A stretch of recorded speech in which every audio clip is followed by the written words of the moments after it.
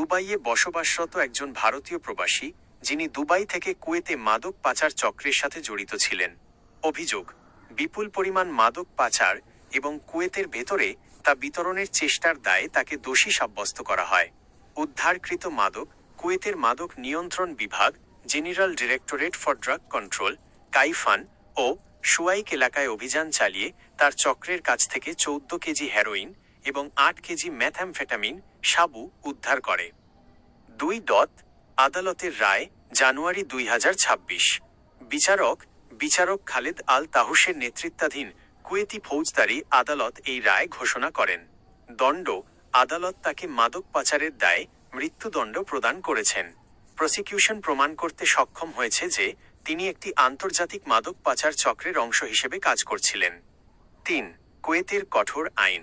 Kuwait বর্তমানে মাদকের বিরুদ্ধে জিরো টলারেন্স নীতি গ্রহণ করেছে। আইন, মাদক আইন ল নো 74-এর 1983 অনুযায়ী মাদক উৎপাদন বা পাচারের শাস্তি হিসেবে মৃত্যুদণ্ড বা যাবজ্জীবন কারাদণ্ডের বিধান রয়েছে। কঠোর নজরদারি, 2025 সালের শেষের দিকে কুয়েত তাদের মাদক বিরোধী আইন আরও কঠোর করার প্রস্তাব দিয়েছিল, যার প্রতিফলন এখন এই কঠোর রায়গুলোর মাধ্যমে দেখা যাচ্ছে।